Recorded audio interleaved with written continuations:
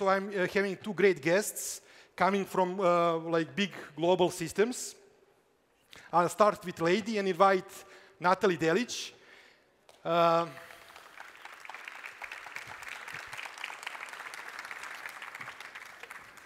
CTO of VIP Mobile and A1 in Slovenia. So Natali, please join me. And I'll invite Mr. Jeff McCroskey, Vice President of NCR.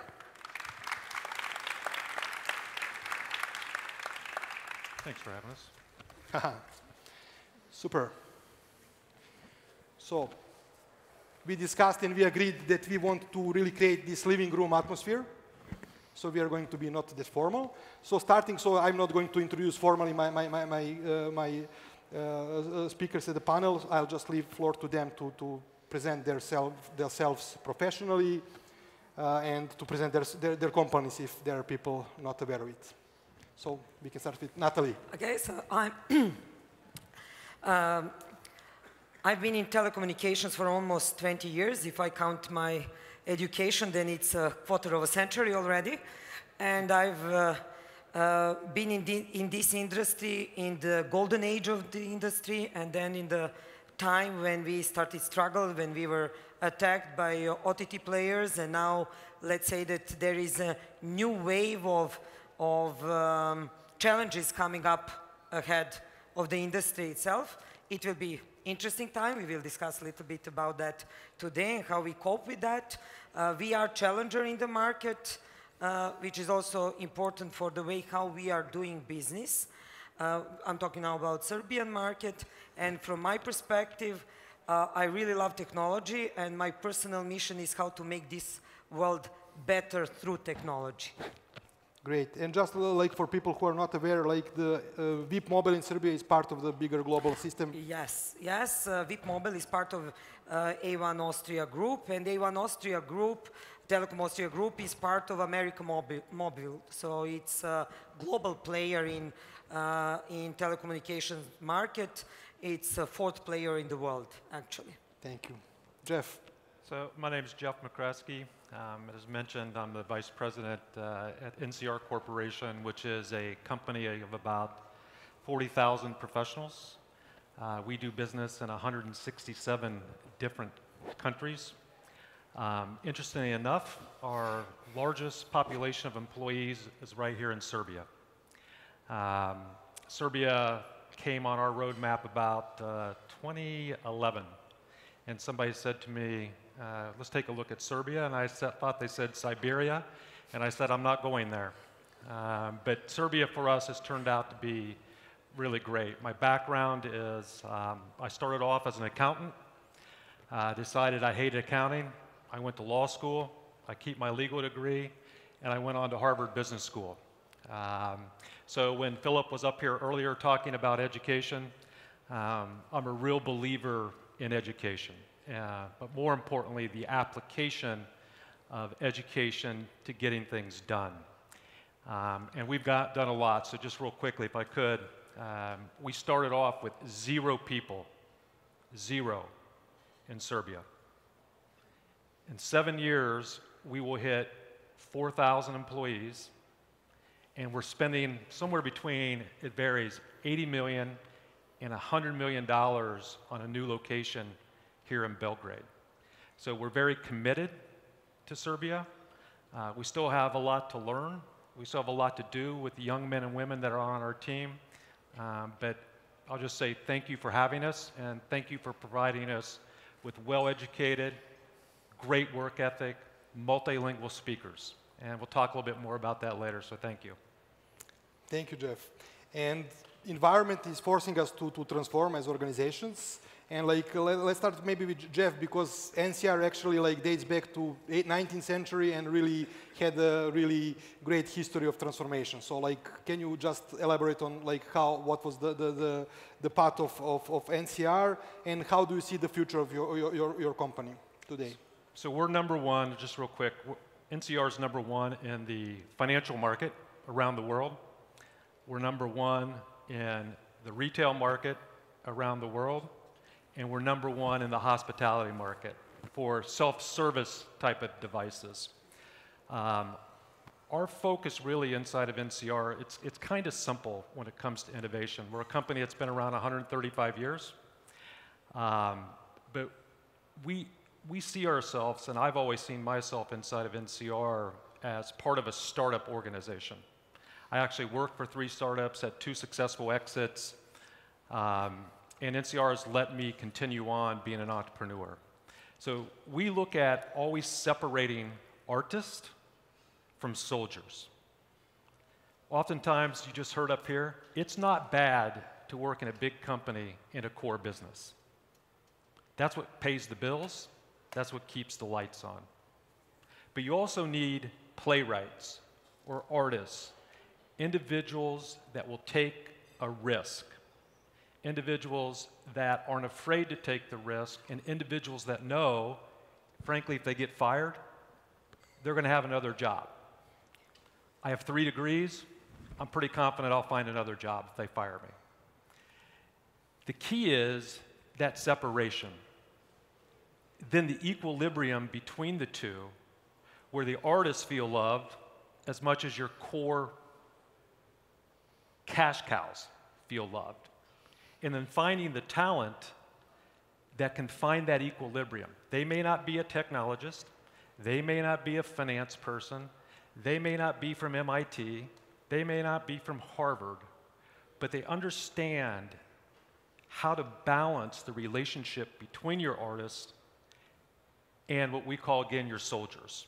So we're consistently innovating. We always have to find new ways, and we're always looking for individuals that have that courage to be artists inside of a large organization. And then we closely watch, at least I closely watch, there's actually a mathematical formula to determine the size of a team. Because in every team, you have 2 competing forces. You have stakeholders who are on a mission to deliver that innovation. And then you have politics, which another word for it is called rank. Those 2 have to be in equilibrium. If one overwhelms the other, innovation inside a big company is going to fail. So we're very careful at how we architect the teams. We're very careful to always find those men and women that are willing to put their career on the line with courage on the artist side, and then that person right in the middle that can bring those 2 together is the way we progress. That answer it? Pretty much, thank you. Natali, so which arenas VIP Mobile is playing today, and what is your projection for the future? Well, we are still playing in the arena where we started as a challenger, and listening to what Jeff was saying, I think that in VIP Mobile it is in DNA to innovate, because we were created here almost like a startup. I mean, it was a startup, it was greenfield operations, and from the beginning it was very heavy competition from other telco operators in the market, so the company needed to find some different ways and different talent that will be able to compete with this situation. And that continued, and a lot of this spirit stayed over the years, but I have to say that I can relate to some things that you were saying, that when the team grows, things start to change, and a lot of politics then starts to be a stake in all the ideas and all the things that are being done, and it is harder. At a certain point in time, the company grew bigger, and it is harder, and the challenges are not smaller, challenges are now even bigger, although I have to say that in the last couple of years, we managed to change a little bit our way of doing things, which brought us really on some very good and growth path, I would say, even in this challenging market. Nevertheless, it will not be the way how we will be winners of the future. I don't think that if we just continue doing as we were doing so far, we will be successful. So we need to change something also. And we see that there are big opportunities, but also big threats there. Okay, we are in telco, so I have to talk about telco technologies a little bit, and we see 5G coming, and as a mobile-only operator, this might be actually a unique opportunity for us, although it is also giving us a lot of hard time into how to actually monetize it. But I will not be able to project the future, as you asked. I would not dare to do that. Nevertheless, I think that if we continue with the way how we did reinvent ourselves over the years, because we somehow found a way how to reinvent ourselves every few years, I think that we have a chance to be successful in the future. So we will see what will the future bring. Okay. So Jeff, once you figure out that it's not Siberia, but Serbia, so like 8 years ago, so what are other kind of like, I just wanted to get your kind of perspective from outside in about Serbia, about its workforce, culture, environment, market. So how would you, be, given your experience in like on the global scale, on different regions, different markets, so how, where do you put Serbia there? So it was interesting how we got here. I was actually sitting at a pub in England. So I spent 8 years of my life living in London. And I was sitting around and I was running the Europe team. And everybody at the table, there were 5 of us, except for me, spoke multiple languages. I speak one language and sometimes struggle with that. But I was watching the individuals move in and out of the language. So today I'm walking around, I'm hearing everybody speak Serbian, I walk up to them and immediately their mind can shift to speak English. And so I really started thinking, how can you leverage language in a business, right? So we're talking about business model innovation. And so everybody thought I was pretty crazy. And then I said, how do you leverage knowledge? There's 2 types of knowledge in the world. There is what's called migratory knowledge, meaning all of us can pick up a book and we can learn it. There's what's called embedded knowledge. You have embedded knowledge, embedded. The only way they're going to get it out of us is with a lobotomy. So how do you scale language with knowledge? So then we started searching around, and somebody said, take a look at the former Yugoslavia, part of the non-aligned nations, right? So they kind of had the benefits of the East and the West. They had an educational system, good universities. And we came, and we found people, you know, people at a high school that could speak 3 languages, some that could speak 4 languages. So today, we support some of NCR's largest customers in the world, Barclays, Walmart, Sainsbury's, thousands of them. And we use the languages where you can move them across teams. So if you got somebody sitting there, maybe working on some French client that can speak French, Serbian, and English, I got a problem in North America or an English-speaking country, I can pull that person over and work on Walmart. So we came, we were supposed to have 300 people, we'll be at 4,000, and one of the things we found quickly was very good work ethic. And we found another interesting matter. What I see in Serbia, well, good education, but kind of not the courage to apply it. They're afraid to apply their knowledge. Smart, intelligent, but worried about maybe being criticized for applying their knowledge. And I've worked with some really smart people in Serbia. So I would say the benefits are education, multilingual speakers, understanding the East and the West at the time. And then I would say where we struggle is getting the young men and women not to be afraid to apply the knowledge. If you fail, it's okay. But ask the question about the process, not why you failed. Ask about the failure inside of the decision-making process. We all fail. So that's what I see. I see a wonderful place. I think I called it when we first came here a hidden little secret. Don't be afraid to use your knowledge. And don't be afraid in a global business to stand up to people outside of Serbia. You got a wonderful workforce here. So that's what I see. Okay.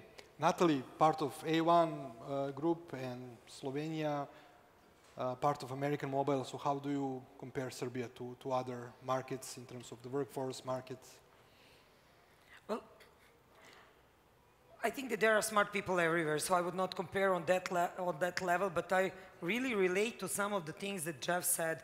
I think that we have great competence here, and we see this throughout our group because many people actually went and are working now in headquarters, even moved out, unfortunately, from Serbia, and got a chance to really apply their knowledge, experience, competence in larger scale, and to be responsible for wider organizations, which is very good and shows how good people are here.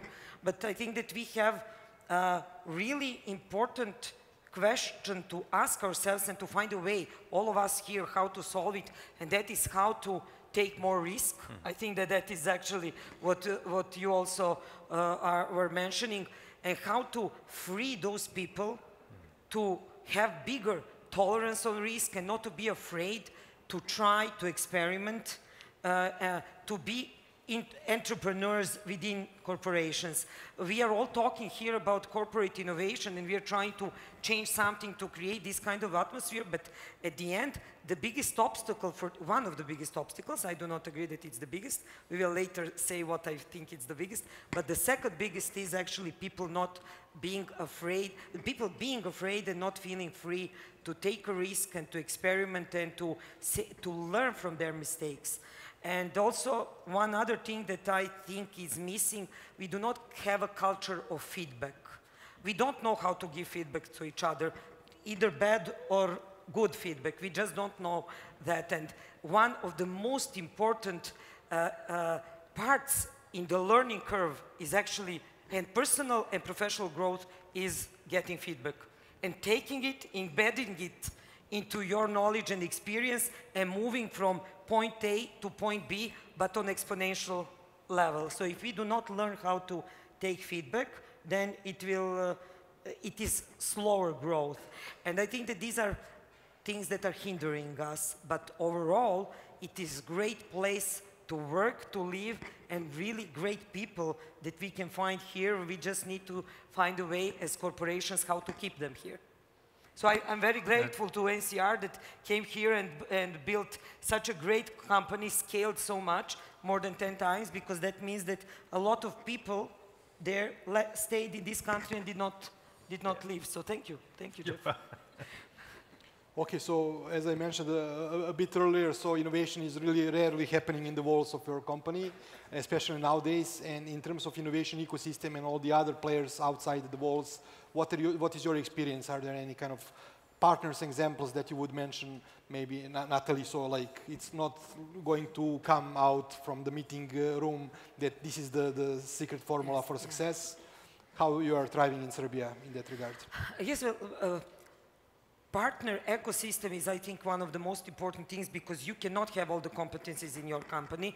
You will not build them fast enough if you just try to retrain your people. You might struggle to get new talent. As we heard, there is a lot of pressure on knowledge workers and to get talent so that you can innovate. So you need to partner in different arenas and to try and get in a different way the knowledge that you're actually needing in order to be able to innovate. So we do have a lot of partners where we are doing implementation of new technologies, which we need to do.